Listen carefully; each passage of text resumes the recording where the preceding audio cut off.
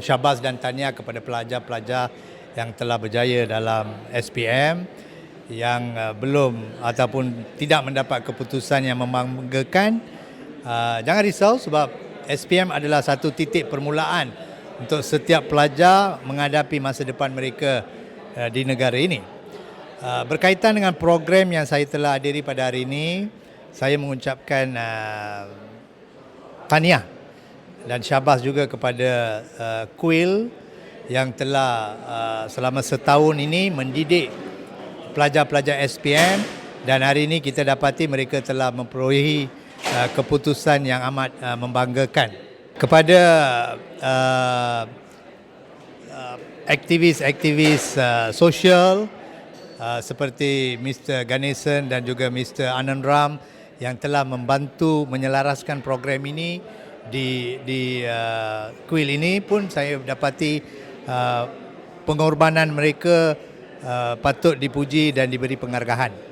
Saya berpandangan begini, setiap kuil di Malaysia perlu memainkan peranan seperti ini, iaitu selain daripada mengekalkan identiti warga India sebagai seorang Hindu, kita juga perlu memupukkan semangat-semangat seperti pendidikan melalui kuil.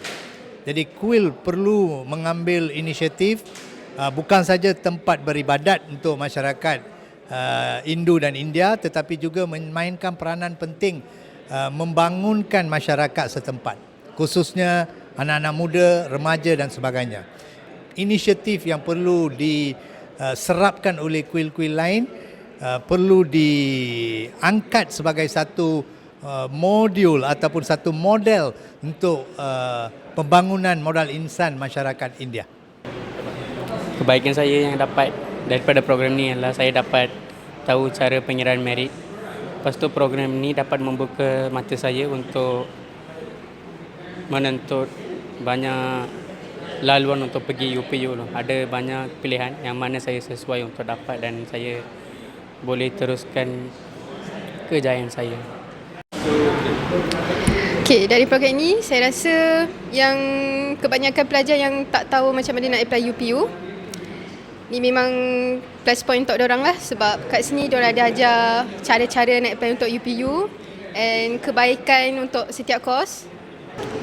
Saya dapat banyak ilmu pengetahuan daripada program ini dan saya dapat memilih bidang yang saya perlu pilih in future.